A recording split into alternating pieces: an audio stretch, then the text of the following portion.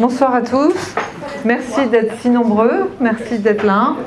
Et merci de l'invitation à venir à Grenoble. C'est la 3e fois que je viens à Grenoble en une année, grâce à Damien, entre autres, Monsieur Guiguet, qui est là, qui m'avait invité à prendre la parole le mois de décembre face à des fonctionnaires, où on avait parlé justement de ces dérives financières, parce que c'est quand même mon combat.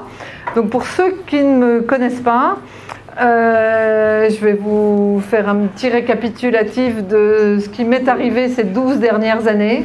Je dis souvent que c'est une expérience que je ne souhaiterais pas à mon pire ennemi, parce que la France, le pays des droits de l'homme, a une façon assez particulière de remercier les citoyens qui se lèvent dans l'intérêt général.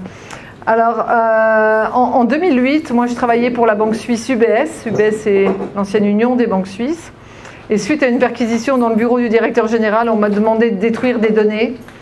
Et voilà, j'ai un peu tiré un fil. Et en étant responsable des relations publiques de la banque, je ne sais pas si ça marche encore, non, ça ne marche plus? Si, ça marche.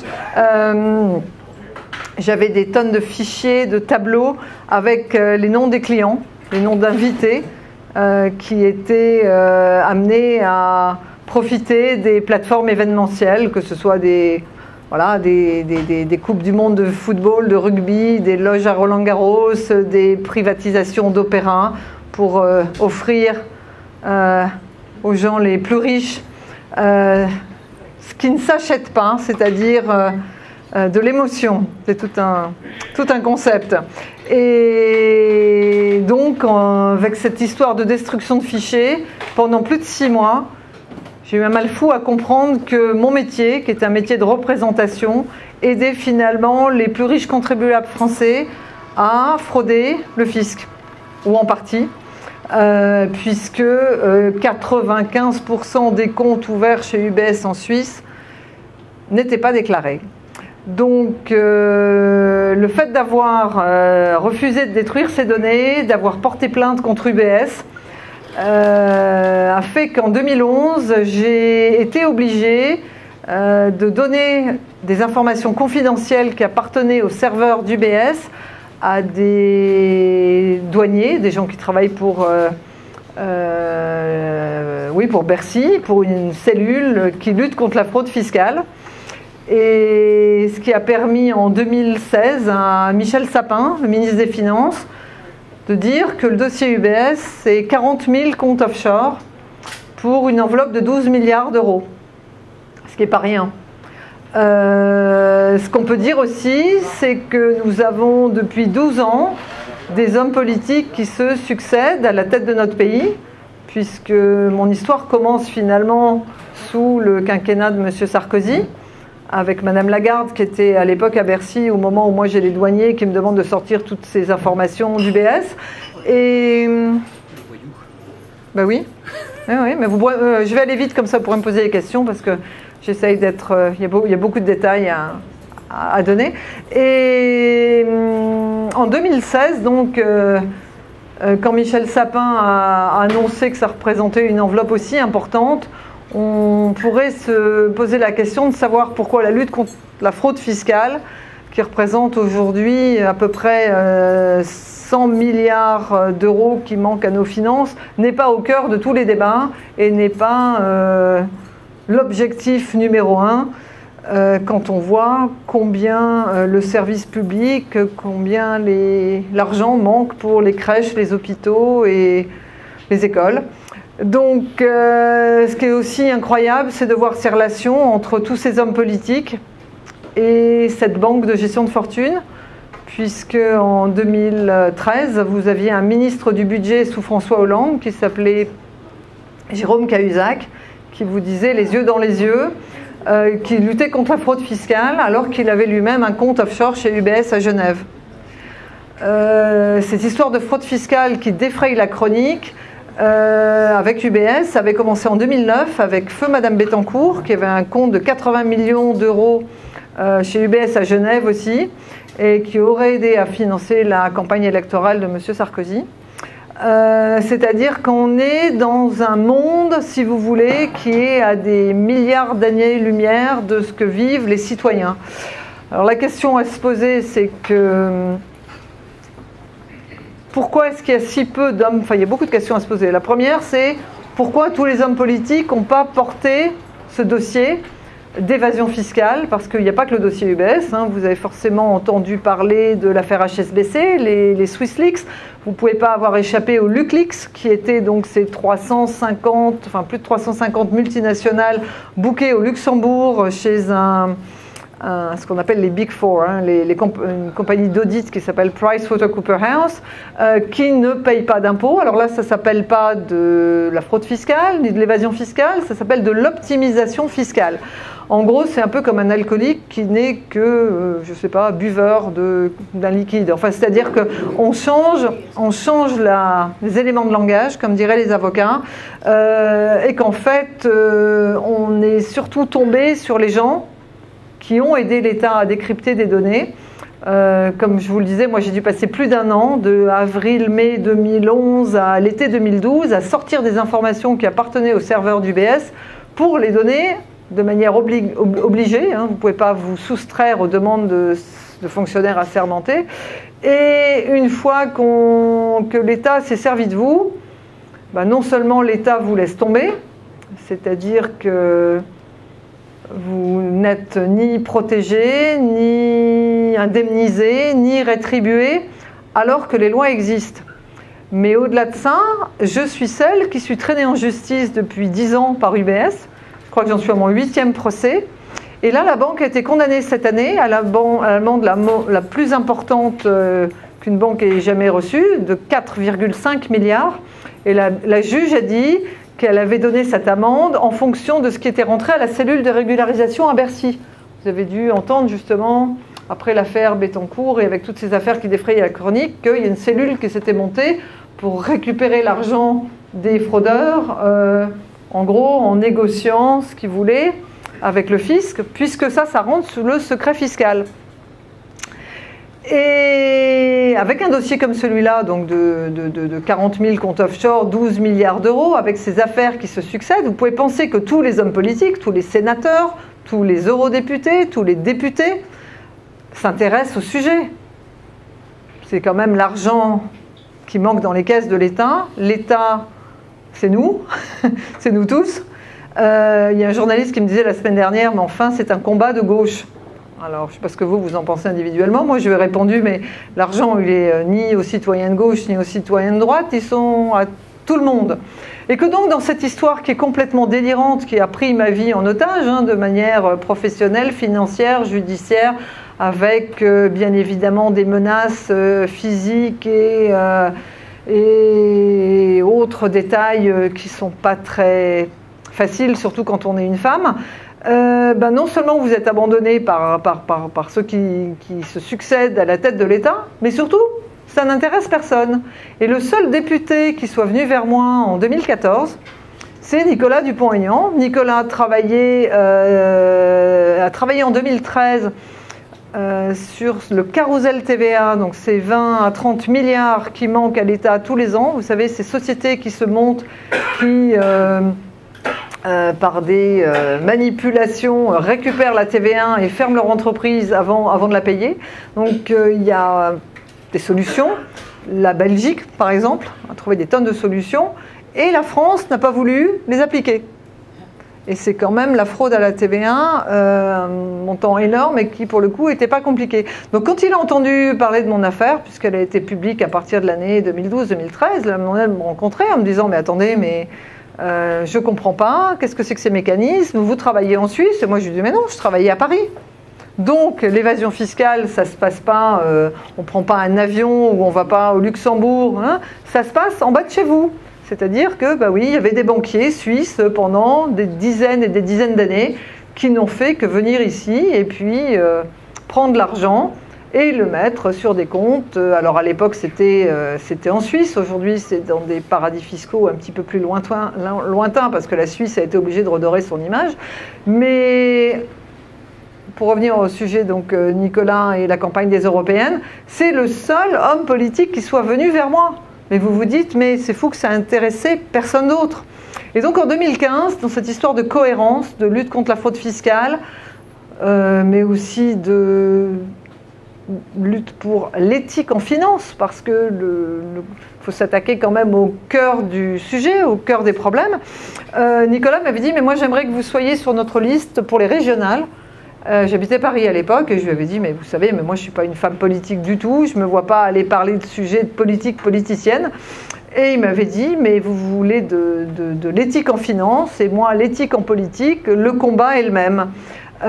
Où va l'argent des Français? Et voilà, j'avais dit d'accord, pour aller chercher l'argent des Franciliens. Donc, ben, voyez, on se retrouve 5 ans après, avec une élection qui est quand même bien plus cruciale, parce que là, Bruxelles, c'est quand même le cœur du sujet, la cause des causes, puisque sont décidées à Bruxelles des tonnes de décisions qui concernent la vie de tout le monde. Alors ça nous paraît très loin.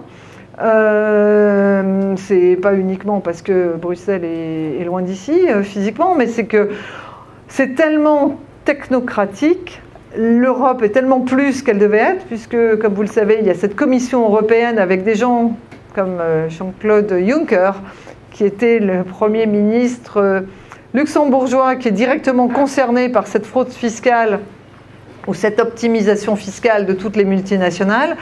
Ben, personne n'a jamais pensé à faire en sorte que M. Juncker soit plus à son poste, alors que c'est arrivé après sa nomination il y a 5 ans. Donc il y a eu beaucoup de blabla, beaucoup de paroles, et surtout à gauche, je le reconnais. Mais concrètement, qu'est-ce qu'il en est 12 ans après? J'ai lu la presse, bien évidemment, financière. J'ai vu qu'il y avait encore eu des perquisitions dans une banque en Allemagne la semaine dernière et qu'en fait, ils avaient retrouvé des comptes à hauteur de 80 millions d'euros, alors qu'on n'arrête pas de nous dire qu'en Europe, l'évasion fiscale, c'est fini. Donc, il y a beaucoup de paroles, il y a peu d'actes et on peut surtout se demander pourquoi.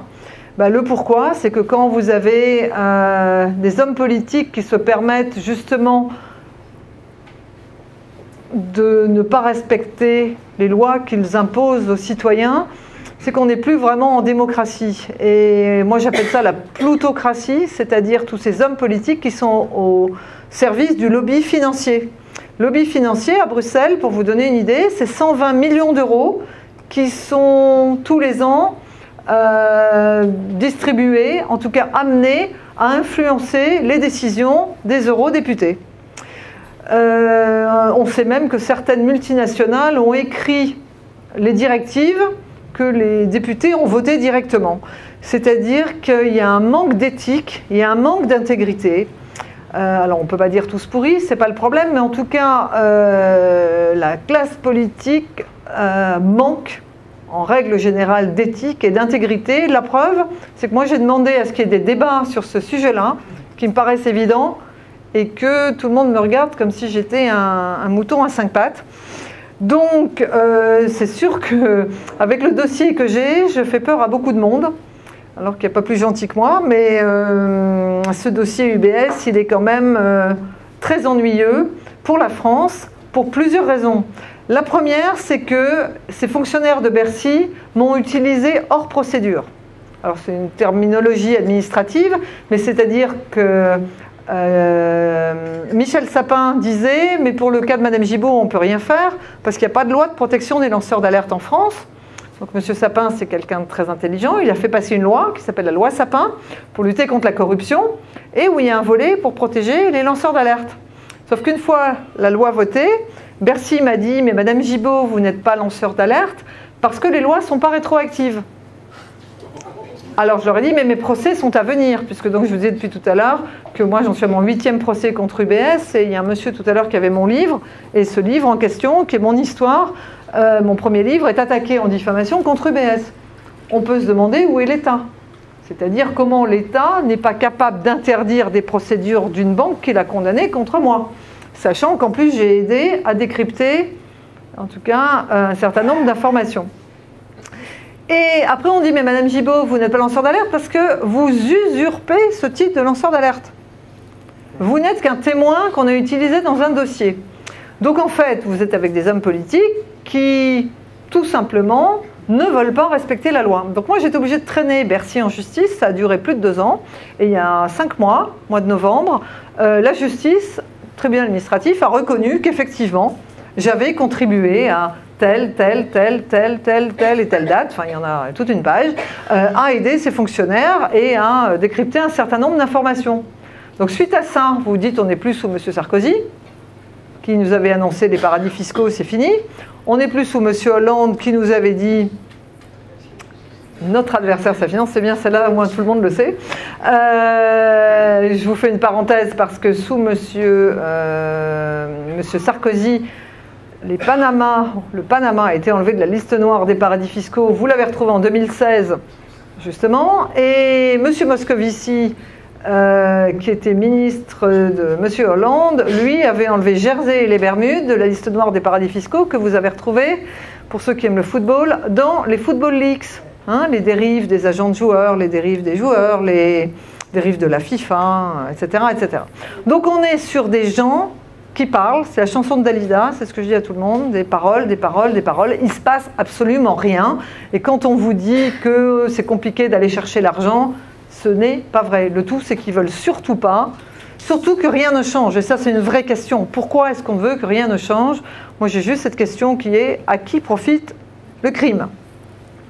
Alors donc, moi, depuis le mois de novembre, je demande à un certain monsieur Gins que personne ne connaît, qui est le patron des douanes, à part monsieur qui est là, monsieur Gins, qui est le patron des douanes, de m'appliquer la loi, puisque maintenant il a été reconnu que j'ai bien travaillé et que je dois avoir une rétribution. Parce que les textes de loi disent la rétribution est en fonction du montant de la fraude. Alors ils ont un problème parce qu'ils n'ont jamais vu une fraude aussi importante qui a été jugée. Et puis, on a reçu 2 ou 3 courriers de M. Gins qui dit en gros, vous êtes très gentil, mais non. Non, n'applique pas la loi. Et là, c'est M. Darmanin qui, via son chef de cabinet et une autre dame, vient de me répondre une fois de plus que non, n'appliquerait pas la loi. Donc ça, c'est des choses qui ne se savent pas parce que c'est un peu comme le secret bancaire. C'est-à-dire, on a enfermé les citoyens avec des tonnes de mots. Vous voyez, tout à l'heure, je vous parlais de la différence entre la fraude fiscale, l'optimisation fiscale, l'évasion fiscale, et que quelqu'un comme M. Moscovici qui disait au mois de mars, mais il n'y a pas de paradis fiscaux en Europe, qui est payé relativement grassement pour dire des mensonges aussi importants. Alors il y a eu un tollé avec notamment un certain nombre d'associations où il est obligé de dire oui, il y a des pays qui quand même au sein de l'Europe favorisent l'optimisation fiscale, mais enfin il y en a un petit peu marre. C'est-à-dire que si on n'a pas des élus intègres, si on n'a pas des élus honnêtes, si on n'a pas des élus qui ont fait leurs preuves, personne d'autre que des gens comme moi ne peuvent aller au combat. La première des raisons, c'est parce qu'on connaît la cause des causes. On sait ce qui se passe dans ces banques. Les banques sont le premier lobbying financier. C'est la première industrie au monde. C'est celle qui génère le plus d'argent. Et surtout la banque offshore. La banque offshore, comme vous le savez, qui n'est pas contrôlée. Une histoire comme la mienne montre d'ailleurs que les banques ne sont pas vraiment contrôlées en France, parce qu'il n'y a pas de raison que ce soit moi qui ne travaillais pas en tant que banquier, qui aide l'État à découvrir une fraude. Vous demandez quand même à quoi servent les autorités. L'autorité des marchés financiers, l'AMF, l'autorité de contrôle prudentiel, la CPR. Moi j'ai répété à pas mal de médias, je n'ai jamais été audité chez UBS. Je n'ai jamais été audité ni avant mon alerte, ni après mon alerte. Donc tout perdure, et comme tout perdure, la vraie question à se poser, c'est quels élus les citoyens vont envoyer à Bruxelles pour défendre les intérêts de la France, pour défendre l'intérêt des Français, pour défendre l'image de notre pays, parce que vous ne pouvez pas avoir échappé depuis la semaine dernière au procès du couple Balkany. On parle de M. Cahuzac à gauche, de Mme Bettencourt tout à l'heure, mais là, M. Balkany. Ça fait 35 ans que ça dure. La justice française avait des éléments depuis l'an 2000. Je vous rappelle qu'on a juste pris 20 ans, on est en 2019, et qu'on peut se demander pourquoi la justice est si lente, pourquoi elle a si peu de moyens dans un pays qui est l'un des pays les plus puissants au monde, et que l'image de ces politiques, moi ce que j'appelle ces plutocrates, nuit vraiment à nos intérêts de citoyens. C'est-à-dire que sur la scène internationale, on commence à avoir une crédibilité et une réputation qui est peu enviable. Et justement, ne faut pas oublier qu'on est pays fondateur de l'Europe et que là, on a une voix qui porte avec ces élections. Voilà, donc le fait d'être numéro 2 sur la liste de Nicolas Dupont-Aignan, c'est ce que je répète depuis des jours, c'est la défense de l'éthique, de l'intégrité en politique, le courage de dire la vérité, c'est exactement comme les lanceurs d'alerte. On a tous été assassinés parce qu'on disait la vérité. Moi, j'ai vu depuis notamment 2 ans comment nous sommes ostracisés. Je vois comment c'est compliqué aussi pour Nicolas, qui disait hier que c'est la campagne la plus difficile qu'il ait faite. On est excessivement agressés parce qu'on dérange. Et effectivement, je pense que, c'est pas pour tirer la couverture vers moi, mais je pense qu'effectivement, je suis celle qui dérange et qui empêche les gens de continuer à mentir en rond, de tourner en rond, parce que les enjeux sont trop importants. Donc voilà, donc on a besoin de vous tous et de faire passer ce message de la nécessité de l'éthique, de l'intégrité, la nécessité du courage pour qu'on retrouve à la fois cet argent qui manque tant. Je vous disais, l'évasion fiscale, c'est 100 milliards par an en France, c'est 1000 milliards par an en Europe, mais nous, c'est surtout 1000 milliards qui nous manquent, et quand on nous dit qu'on n'a pas les moyens d'aller chercher les fraudeurs, c'est assez surprenant. À Bercy, il y a eu 3100 suppressions de postes, et peut-être que ces agents, enfin surtout, ces agents auraient permis d'aller plus vite chercher ces gros fraudeurs. Voilà, donc je ne sais pas si vous voulez me poser des questions sur le programme, avec peut-être les délégués de Debout la France qui sont ici. Je ne sais pas si vous avez des questions sur la fraude fiscale, si vous avez des questions sur les 23 pays avec lesquels Nicolas et Debout la France ont signé des partenariats pour pouvoir avoir une majorité de blocage à Bruxelles, pour bloquer des budgets. Comme vous le savez, l'Union européenne, on contribue à hauteur de 20 milliards tous les ans et on récupère seulement 9 milliards. Donc il y a beaucoup d'argent qui est perdu, qui sert à financer les pays qui sont finalement nos concurrents. Quand on parlait tout à l'heure des 500 000 travailleurs détachés, tout ça c'est beaucoup d'argent et qui crée la problématique qu'on a ici. Voilà. Je ne sais pas si vous voulez...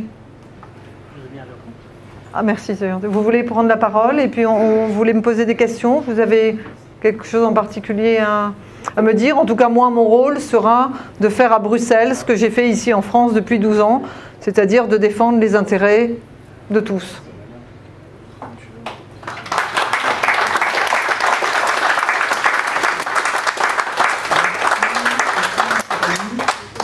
Place aux questions. Je vois qu'il y a Bruno qui a une question. Essaye de ne pas être trop long, je te connais. Oui. Je veux savoir quels sont, quels sont les pays de l'Union européenne qui seraient susceptibles de monter un projet de lutte contre l'évasion fiscale. Et j'imagine effectivement que pas tous les pays de l'Union européenne seraient en faveur de ce genre de projet. Ben, on connaît déjà ceux qui aident à cette optimisation fiscale. Il y a le Luxembourg, il y a l'Irlande, les Pays-Bas, Chypre, Malte. Vous voyez, ça fait déjà beaucoup. Donc c'est certain que cela, il va y avoir un véritable bras de fer. C'est-à-dire que rééquilibrer les forces. Comment un pays comme la France, justement, a pu se laisser emporter par des pays comme Malte ou Chypre. C'est absolument anormal qu'on n'ait pas été capable de mettre des sanctions à ces pays. Donc moi, je pense que déjà, il va falloir mettre des sanctions à ceux qui ne jouent pas le jeu. Ensuite, tous les pays sont concernés. Vous allez voir les Espagnols, vous allez voir les Allemands, les Belges. UBS, par exemple, est mis en examen en Belgique. On a vu quand même qu'une majorité des pays, donc c'est de former une coalition, former un projet et de dire qui veut nous aider à lutter et comment est-ce qu'on lutte. Et voilà, d'où l'intérêt des 23 partenariats que Nicolas Dupont-Aignan et Debout la France ont signés pour être certain qu'on puisse avancer et avoir une voix qui porte. Juste deuxième question complémentaire. Quelle serait l'arme de dissuasion que ces pays groupés pourraient utiliser? À mon sens, a priori, c'est ce qu'ils versent à l'Union européenne. Absolument, j'allais vous dire la même chose. Moi, je ne suis pas une spécialiste, je ne suis pas une technocrate, mais c'est clair qu'il faut, c'est un peu comme dans les dossiers judiciaires que je gère en justice, c'est tant que vous ne mettez pas un flingue sur la tête des gens, ils ne font rien. Donc, moi, je ne comprends pas. Vous savez, il y a un débat que je n'ai pas eu, là, par l'évasion fiscale et l'éthique, c'est la presse indépendante, la liberté de la presse, la liberté d'expression. Nous sommes le pays de la liberté. On a vu 4 millions de personnes marcher dans les rues de l'Hexagone après les attentats de Charlie Hebdo. Pour ceux qui suivent un petit peu le dossier de Wikileaks, je suis une des soutiens de Julian Assange. Vous voyez que ça a une vraie problématique en France. D'un côté, on dit qu'on est le pays de la liberté, et puis de l'autre côté, quelqu'un comme Edward Snowden, qui avait révélé notamment que les présidents Sarkozy, les présidents Hollande, les présidents Chirac avaient été écoutés par la NSA, et qu'on n'ait pas envie d'accueillir en France des gens qui défendent les intérêts de notre pays. Donc ça montre à quel point la corruption est importante au centre, voilà, au niveau de notre pouvoir. Alors en France, ce qui est marrant, c'est que le mot corruption, il n'existe pas dans le dictionnaire. Vous allez en Angleterre, aux États-Unis, en Amérique du Sud, en Espagne, en Italie, le mot corruption, la corruption, c'est partout. Ici, on vous parle de prise illégale d'intérêt, on vous parle d'évasion fiscale en bande organisée, on vous parle de trafic d'influence, on vous parle d'enrichissement personnel. Mais ça suffit, il va falloir mettre des mots sur la vérité. Et que l'éthique, on repart là-dessus, l'éthique, l'intégrité permet justement une meilleure image de notre pays et de défendre l'intérêt de notre pays. Parce que quand vous avez des élus qui défrayent la chronique, comme l'ont fait là M. Balkany ou M. Cahuzac, qu'est-ce que vous voulez après aller défendre les intérêts de notre pays? C'est juste pas possible. Donc, grâce à une presse indépendante qui pourrait aussi faire un travail un peu plus comment dire, fluide, parce que bon, on a un Mediapart qui fait un gros boulot, on en a 2-3 médias indépendants qui font du boulot, mais vous voyez bien qu'au quotidien, c'est quand même compliqué. Moi, quand je raconte mes histoires à des gens de la société civile, c'est-à-dire ni des militants politiques, ni des militants d'associations, ben, on voit bien que les gens ne sont pas au fait des choses. Vous voyez, et c'est compliqué. Je disais tout à l'heure, on était à Annecy cet après-midi, j'ai dit, voyez, par exemple, Irène Frachon, le docteur Frachon qui a dénoncé cette problème de Mediator, hein, elle dit, cash, le Mediator, ça fait 2000 morts. Mais ça fait peur. Parce qu'elle dit, c'est 10 avions de ligne. Mon Dieu. La violence dans les EHPAD, ça parle à tout le monde, parce qu'on a tous, on connaît tous quelqu'un, voilà, de notre famille ou de nos amis, qui est dans un EHPAD. C'est terrifiant. Mais l'évasion fiscale, c'est marrant. Personne ne comprend que c'est la cause des causes. En fait, on essaye de mettre des sparadraps partout en disant oui, on va réajuster la CSG, la CRDS, le machin. Mais finalement, tant qu'on a tous ces flux qui partent, on ne peut pas changer grand-chose. Donc en tout cas, Bruxelles, c'est le lieu, l'endroit où on va pouvoir être confronté face à ces lobbies financiers, et puis on va peut-être être confronté à cette prochaine crise financière qui, comme le disent les spécialistes, tout à l'heure il y a un économiste qui est venu me voir, il va peut-être prendre la parole après, celle qui va arriver va être bien pire que la crise de 2008. Et pour vous donner l'apéritif, je disais tout à l'heure, j'ai lu dans les Échos ce week-end que la Deutsche Bank a un déficit de 10 fois le PIB de l'Allemagne. Donc mes amis, si c'est pour nous faire payer ça, ben moi personnellement je ne suis pas d'accord. Donc si vous ne l'êtes pas, je vous incite à voter pour des élus qui comme moi vont aller se retrouver confrontés à ça. Parce que là, effectivement, il va y avoir un traumatisme parce que vous savez qu'avec ces problèmes bancaires, on mutualise les pertes et on privatise les profits. Voilà. Moi j'ai une question. Est-ce que vous ne pensez pas qu'il faudrait sortir de l'Union européenne? J'ai une question. Est-ce que vous ne pensez pas qu'il faudrait sortir de l'Union européenne parce que tout est verrouillé, comme vous l'avez dit? Alors, le problème, ce n'est pas l'Europe. Le problème, ce n'est pas le Parlement européen, puisque le Parlement européen, ce sont des élus qui représentent leurs électeurs.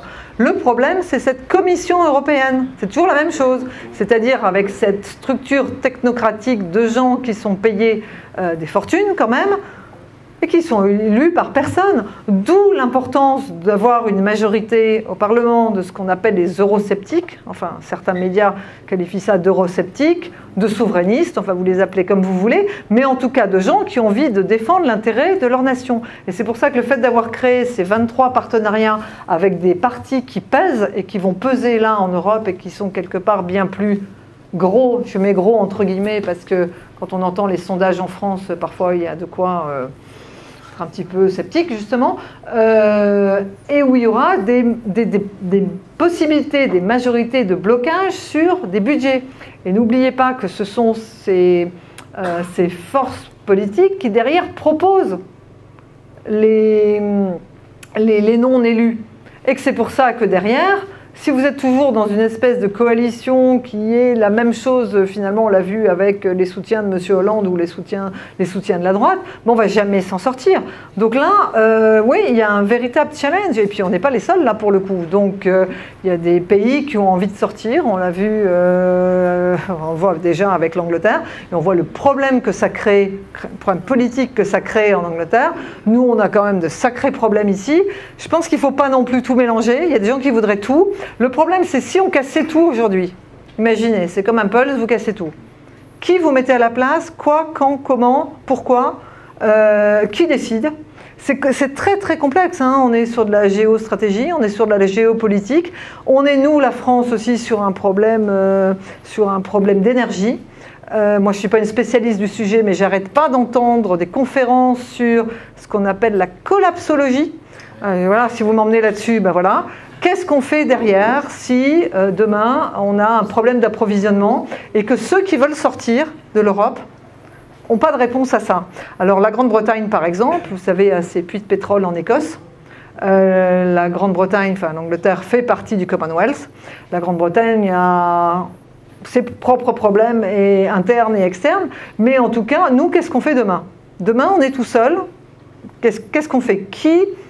Voilà, donc c'est pour ça qu'il faut réfléchir, en anglais on dit out of the box, en dehors du cadre, et de voir ce qu'on peut faire ensemble.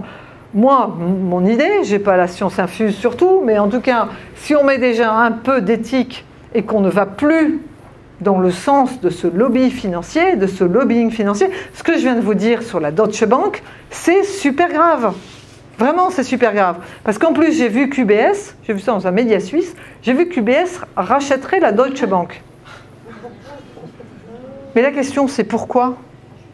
Alors là, il faudrait peut-être donner la réponse, enfin un économiste peut peut-être prendre la... Moi, en tout cas, si j'étais élu député, je serais bien évidemment, eurodéputé, je serais bien évidemment la première à vouloir savoir quel est l'intérêt de ça, et surtout, à qui ça va profiter. Ma question fétiche, je dis toujours, c'est en 5 mots, à qui profite le crime? Comment est-ce qu'il est possible que l'Allemagne, qui est un pays qui est quand même... assez, qui défend ses intérêts sur la scène internationale, on peut pas leur reprocher ça. Comment est-ce qu'elles peuvent avoir laissé cette banque faire ça? Pourquoi? Comment? Qui? Par quelles influences? Par quel type de mécanisme? Donc, il faut réveiller tout le monde. C'est très très grave en fait ce qui se passe, parce que là, effectivement, si on est à l'aube d'une nouvelle crise qui va encore emporter l'Europe, ben, on risque d'être une deuxième Grèce, une troisième Grèce, etc., etc. Et qu'est-ce qu'on fait derrière et avec qui? Voilà. Est-ce que le monsieur qui est économiste veut prendre la parole? Je ne sais plus qui vous êtes, monsieur. Monsieur qui avait mon livre tout à l'heure. Non? Il y a quelqu'un qui est venu me voir en disant je suis économiste. Qui est-ce qui est venu me voir tout à l'heure? Vous voulez pas parler de ça, cette histoire de, je sais pas, de Deutsche Bank, de risque là, de bancaire, la nouvelle crise? La nouvelle crise, déjà, elle passe par les taux d'endettement, surtout des États-Unis, puisque aujourd'hui, chaque Américain a un taux d'endettement de 320 000 $ quand il naît. Aujourd'hui, effectivement, on est sur un fin de cycle économique. Aujourd'hui, vu les taux d'endettement des pays, la France est 2300 milliards de taux d'endettement. Alors effectivement, notre dette coûte beaucoup moins cher qu'il y a encore 5-6 ans, puisqu'on avait 2000 milliards d'endettement et le coût était à 55 milliards. Aujourd'hui, on est à 40 milliards de coûts d'endettement avec 2300 milliards. Pourquoi? Parce qu'on est allé se financer, là, il y a 2 jours, 90 milliards, on les a touchés à 0,23, le 10 ans. Les taux d'intérêt n'ont jamais été aussi bas. Et si jamais les taux d'intérêt montent de 1%, alors ça ne se fait pas en 1 an, 2 ans, parce que même s'ils montent, ce n'est pas instantané, parce que le temps, il y a de la dette, de l'ancienne dette qui tombe et puis de la nouvelle dette qui se crée. Et donc le temps que les taux soient appliqués à la nouvelle dette, mais 1% sur 2300 milliards, c'est 23 milliards. Alors ça ne se fait pas en 1 an, mais puisque le taux de renouvellement de la dette, c'est à peu près 250 milliards, entre 250 et 300 milliards. C'est-à-dire qu'il y a l'ancienne dette qui tombe, il y a des dettes qui sont à 3%, et puis on se refinance sur du 10 ans à 0,23. Voilà. Alors, ça tombe bien ce que vous dites, parce que c'est des chiffres qui dépassent l'entendement. Je ne sais pas ce qu'on peut acheter avec ça. Qu'est-ce qu'on peut acheter avec 250 milliards? On achète un pays, enfin, je ne sais pas ce qu'on achète. Moi j'ai une question, parce que dans mon dernier livre qui s'appelle La traque des lanceurs d'alerte, où j'ai vu une 50aine de lanceurs d'alerte en Europe sur des problématiques très différentes, de médicaments justement qui tuent au lieu de soigner, des dérives dans tous les sens, dans l'administration, dans des laboratoires bioéthiques, dans des entreprises comme Nestlé qui mettent sur le marché des laits pour bébés qui empoisonnent des bébés. Il n'y a pas d'enquête derrière, il n'y a pas de sanctions. La question qui est arrivée à un moment donné, quand j'ai écrit le chapitre sur comment la finance a assassiné les lanceurs d'alerte, je me suis intéressée à ce qui s'est passé en Islande il y a 10 ans, où ils ont mis les banquiers dehors, enfin ils les ont même mis en prison, et ils ont refusé de rembourser les dettes, qui étaient des dettes à la fois sur des banques britanniques et sur des banques hollandaises. Est-ce que nous, les Français, et est-ce que les eurodéputés français pourraient dire « mais nous, on ne veut pas rembourser la dette ». Est-ce que c'est possible, ça?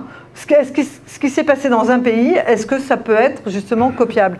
Moi, souvent, on me dit « c'est pas possible, parce que l'Islande, c'est seulement 300 000 pays, c'est tout petit, 300 000 habitants, pardon. Nous, on est trop gros. » Alors, qu'est-ce qu'on peut faire? Justement, si on est plus gros, on doit peser plus lourd, non? Le seul pays qui n'a pas payé sa dette, enfin un des seuls pays, c'est l'Argentine, à un moment donné, sauf qu'ils ont été mis hors du marché du crédit mondial, quoi. Donc pour se financer, aujourd'hui nous on va se financer, on se finance à 0,23 le 10 ans. Si vous n'avez pas votre crédibilité, on est un des pays les plus crédibles du monde. Le premier, c'est l'Allemagne. Vous savez que si vous empruntez à 5-6 ans, les banques, quand elles mettent de l'argent à la BCE ne leur donne pas de l'argent, c'est la banque qui donne de l'argent à la BCE. On appelle ça du taux négatif. Oui, je sais voilà. Ça. Voilà.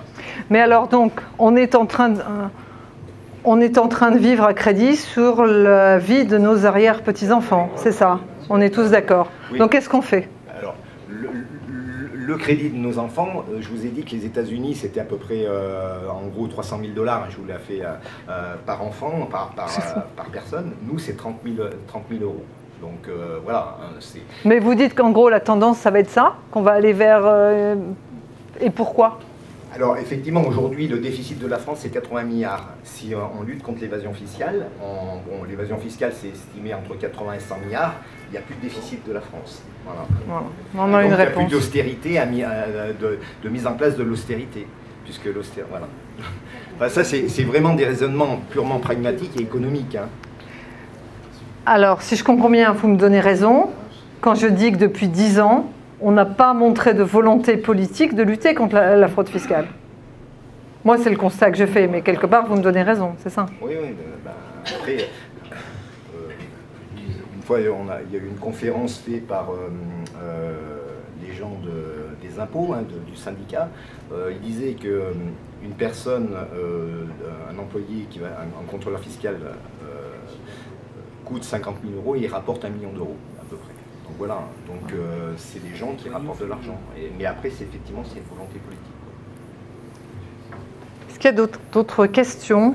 Je me permets une autre question? Encore vous? Il n'y a pas une dame ou quelqu'un d'autre? Qui? La parole est dépassée.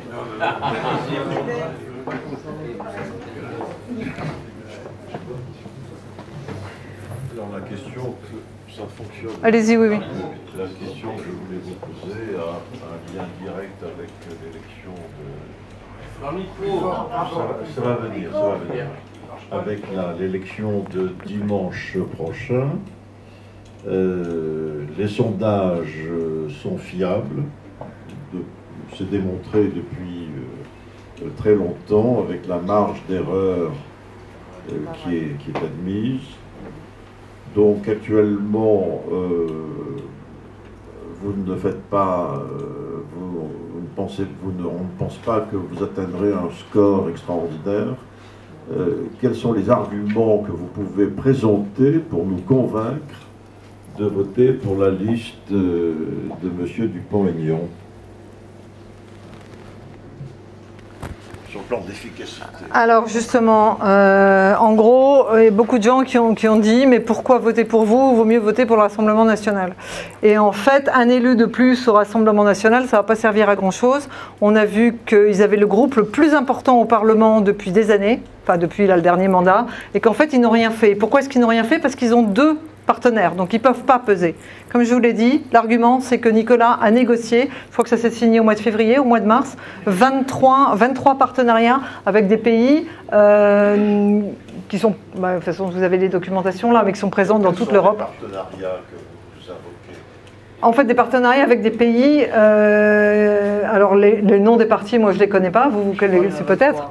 Oui, il y a 23 pays, plus la France, donc 24. C'est les partis avec lesquels de vous la France va constituer un groupe. Exactement, le groupe c'est ECR, donc le groupe il existe déjà. 7 nations différentes pour pouvoir constituer un groupe au Parlement. Et donc là ça va faire 24. Ce qui pose problème justement au Rassemblement national. Ce qui pose problème au Rassemblement national, puisque... Je ne parle pas du Rassemblement national. Non, mais... Voter utile, ça peut être voter pour M. Bellamy, pour d'autres listes. Mais non, surtout pas. Vous m'entendez? C'est bon. Oui. Je voudrais répondre à monsieur. D'abord, vous dites que les sondages sont fiables. Alors moi, je suis allé vérifier, parce que j'entends souvent ça, parce qu'on nous fait le coup des sondages à chaque élection. J'ai regardé tous les sondages des européennes de 2014. Et les sondages sont fiables à la présidentielle, mais je peux vous dire qu'aux européennes, les gens ils s'intéressent au dernier moment. Ils ne savent pas pour qui voter. Il y a très peu de votants.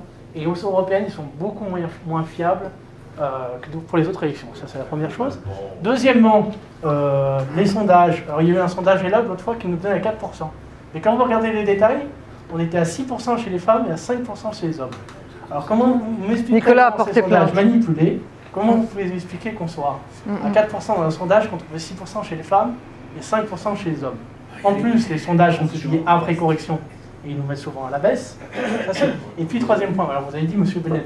M. Bellamy, il siège avec le PPE, le PPE de M. Juncker, donc c'est un parti fédéraliste. On a parlé, vous avez parlé tout à l'heure de la... Oui, vous avez parlé de M. Juncker.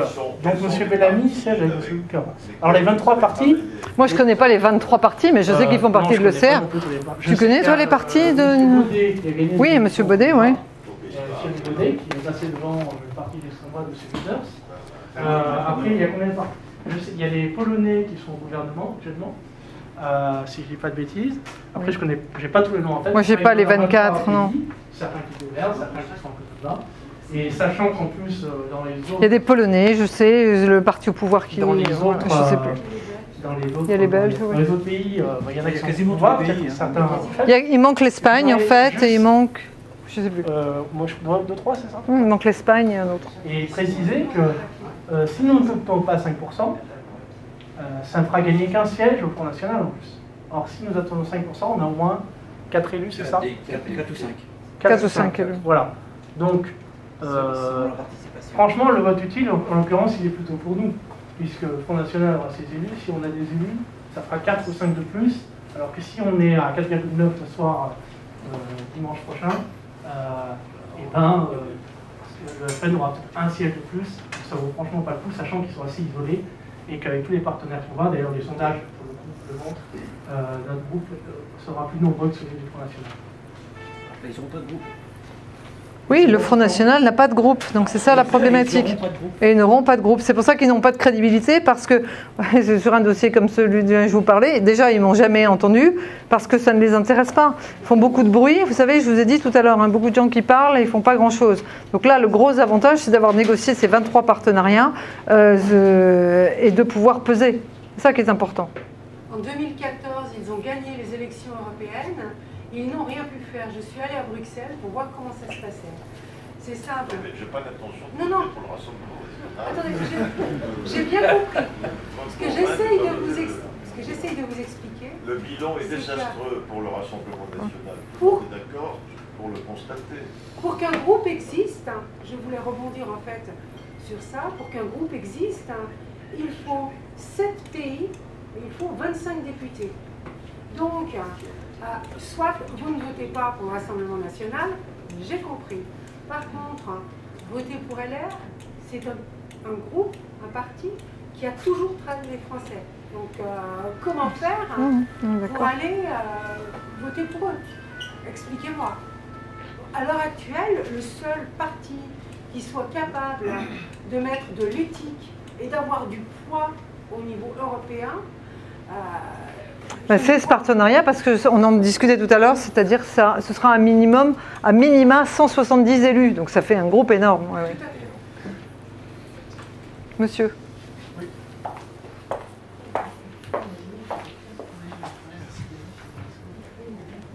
Oui, je pense que de toute façon, les sondages, je suis tout à fait d'accord avec vous.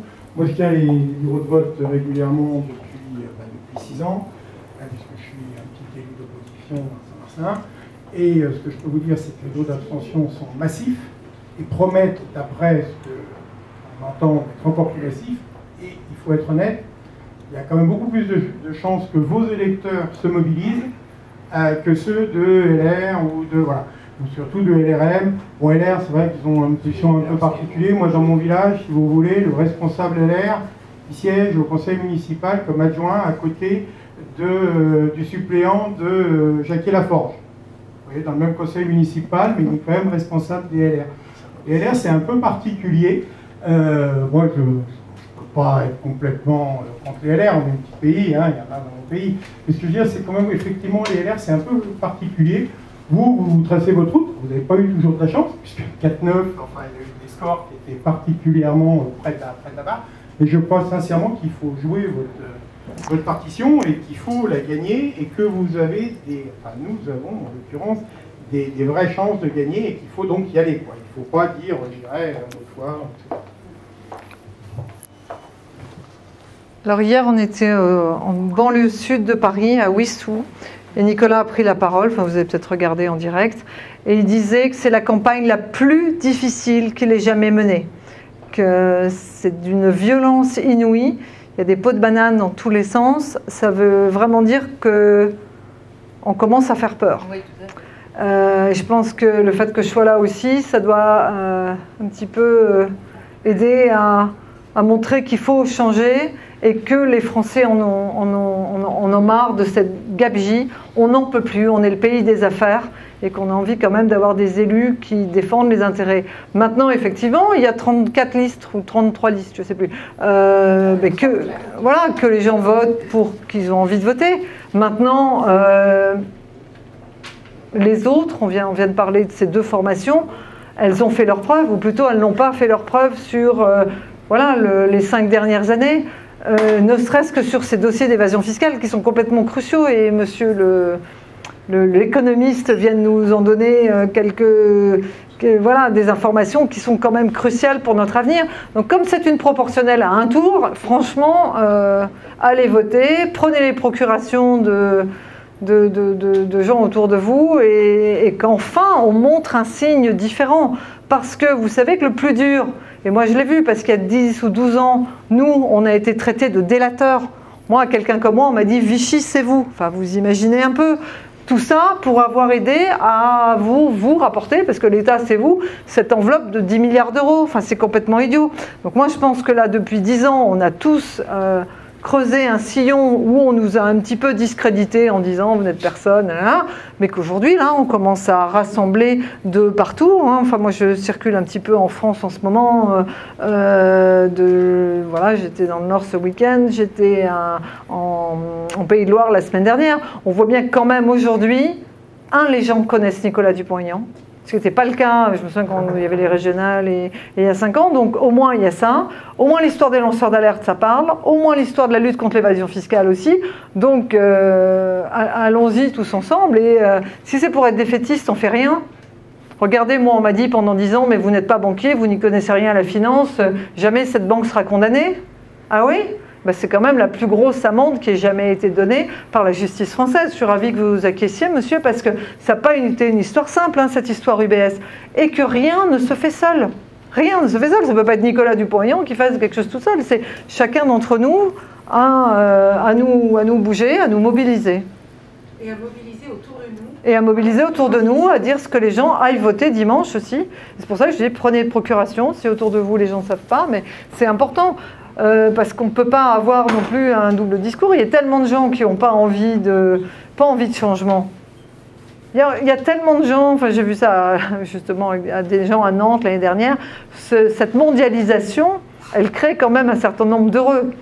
Mais alors sur le dos de tous les autres. Donc c'est pour ça que c'est important de porter la voix de tous ceux qui ont été complètement spoliés par ces plutocrates qui ont pris l'économie des pays en otage. Il y a quand même aussi quelques personnes qui nous jouent le coup de Dora l'exploratrice au pays des bisounours.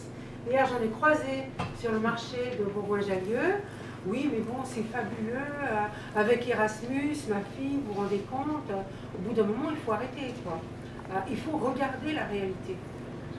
Et arrêter de croire aux contes qui nous sont gentiment susurrés à l'oreille.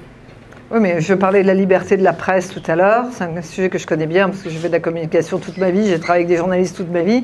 Je vois bien qu'effectivement, il y a une réticence. En gros, moi, je suis quelqu'un de bien. C'est super ce que vous avez fait.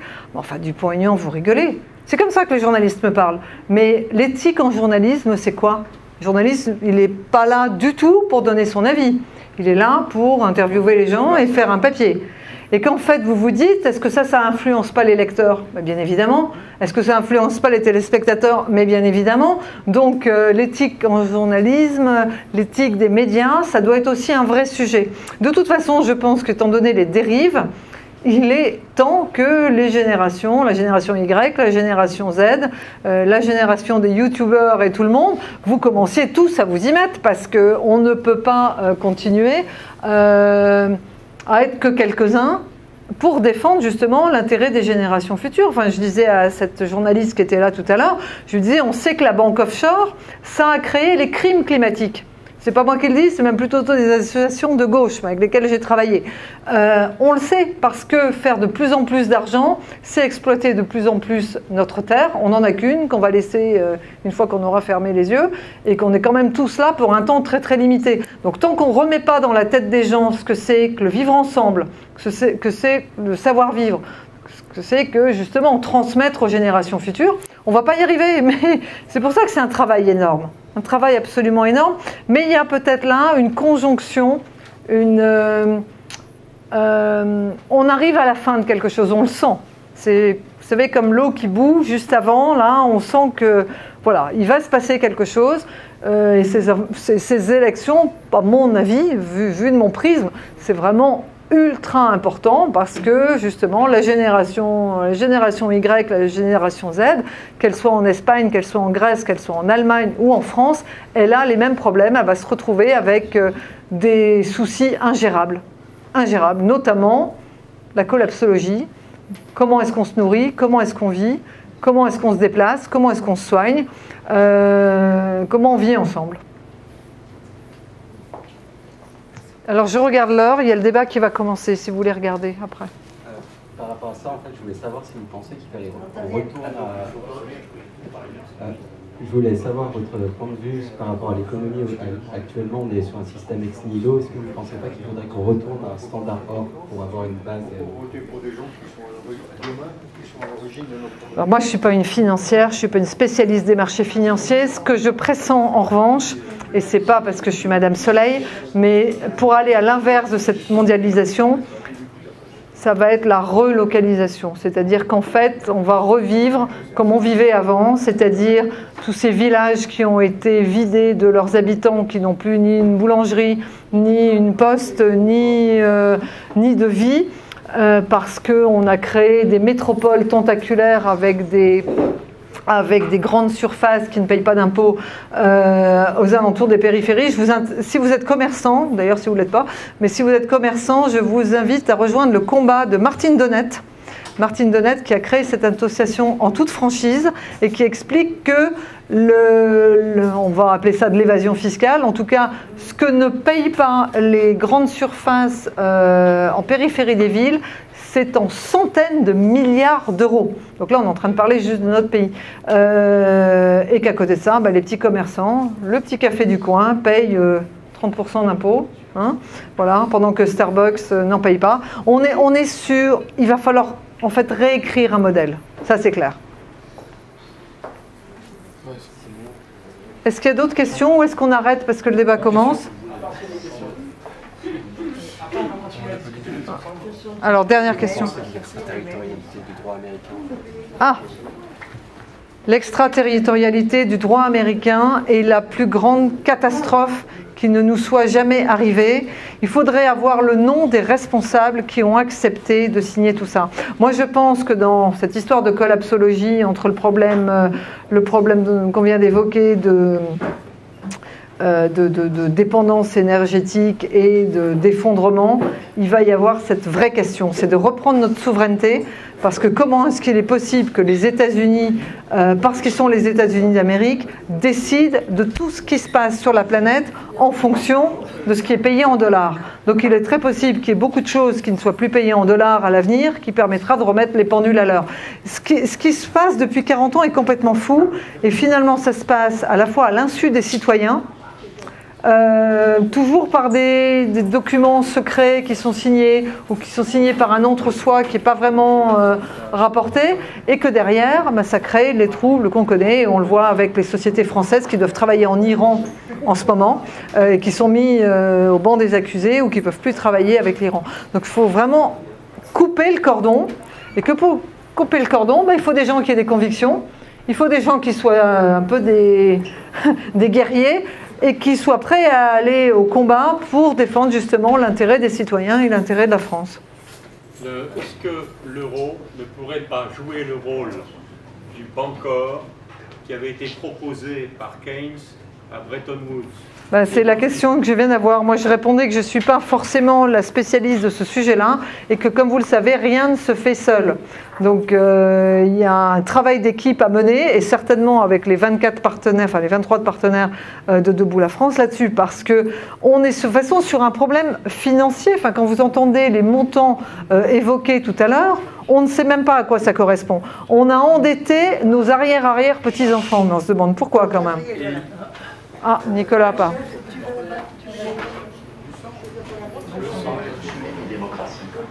Est en train de rejeter les peuples. D'ailleurs, à chaque fois qu'il vote,